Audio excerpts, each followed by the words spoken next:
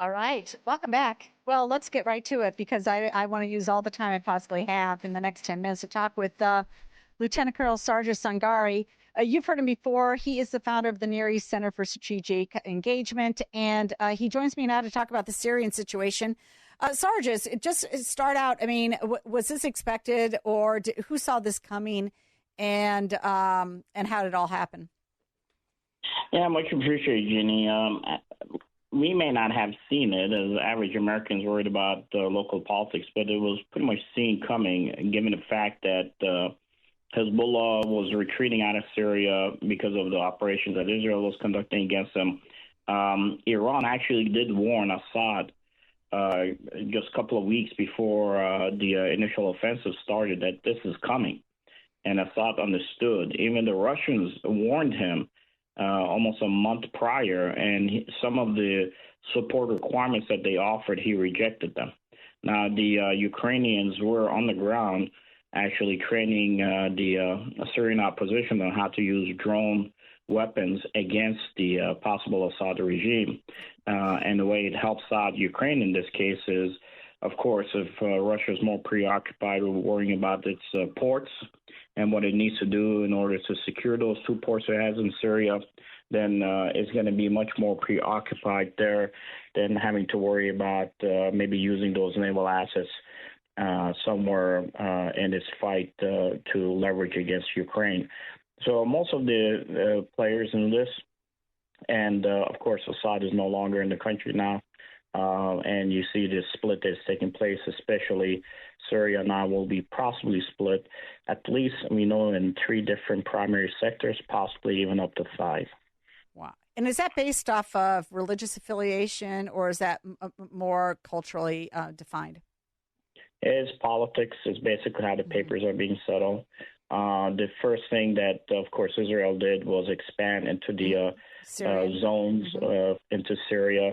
So the Golan Heights will never, ever go back again to any other nation, even if there's some sort of a Syria that might exist. Golan Heights are permanently now in Israeli control, and they're very strategic key terrain that will never be disputed again.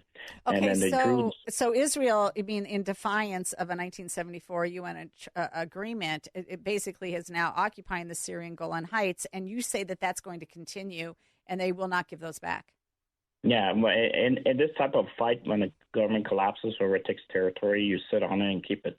Who's going to come and argue about it? Even the Russians, initially for their ports, they had the agreement with the Assad regime. So the Assad regime is gone. So what justifies you keeping those ports except for the fact that you have military forces on the ground?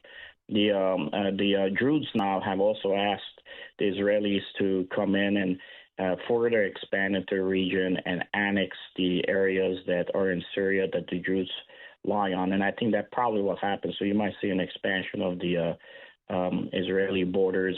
The Kurds up in the north who are getting decimated, especially by the Turkish airstrikes, are eventually going to go ahead and probably be given a regional area somewhere between the Iraqi border and where the Kurds are currently.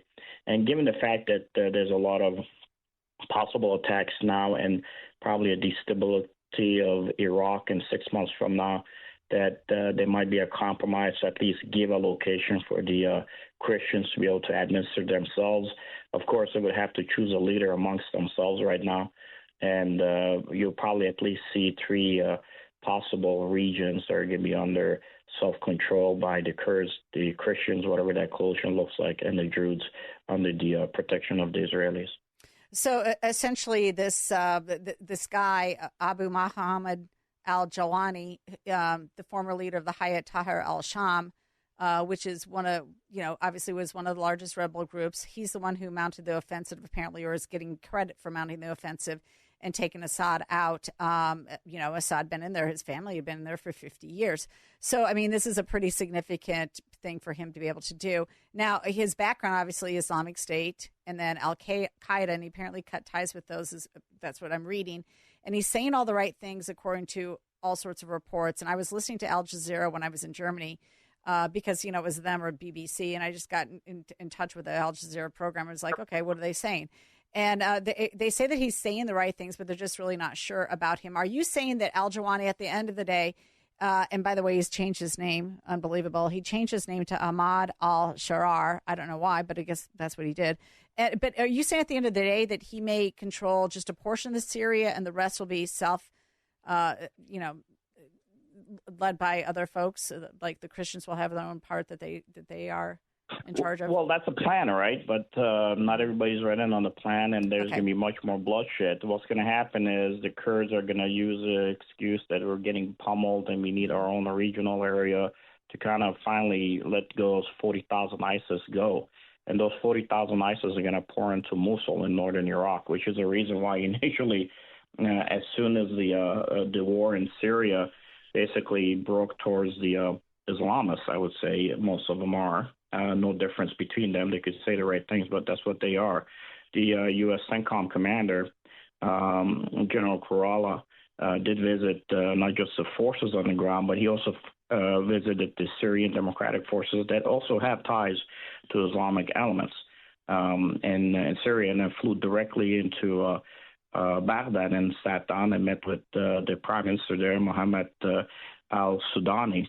And as soon as that meeting was done, al-Sudani was on the first flight out to Jordan, meeting with the president in Jordan.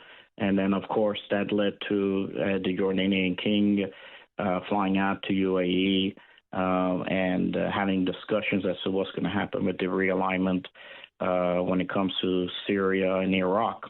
Over the next few months, everybody's getting set for the major fight that will take place in the early spring to the late spring in both countries. And then, of course, that's followed by Blinken going to Iraq to discuss. And if you listen to the discussions that are taking place, the discussions from the state side was that we're going to make sure that Baghdad doesn't fall. Nothing happens to Baghdad. They didn't say anything about Iraq. They basically talked about Baghdad. So I think if anybody's going to be in a deep doo-doo would be really the certain Christians and all the Christians that are still in the areas that initially ISIS attacked. And I think you're going to see what happened in 2014 or reemerge.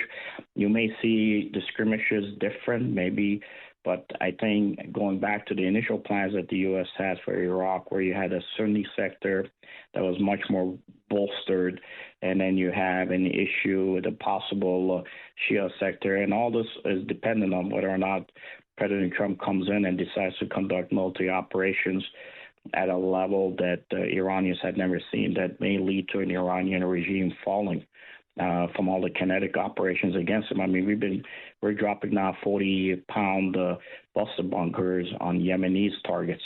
And I think that this all basically setting up to possibly see what may happen by May of next year, which might be but there would have to be an outright provocation for Trump to actually go ahead and use military assets against Iran. It would be, but I think, Jeannie, what the advice has been is that Iran blocked shipping lanes. If Iran had to use the Yemenis to do it, now whether or not he's going to do it or not, again, like I said, he'd rather not, but there's a possibility that he may just do it, and because again, Trump, like everybody else, has wanted to lead the Middle East. So you're essentially saying that the Syrian conflict, basically what's going on right now, is going to spill over into Iraq, and that from there, that's where more of the heavy fighting is going to go. Do you think that, is there essentially, I don't know, but is there armed conflict going on in Syria right now, or is that over?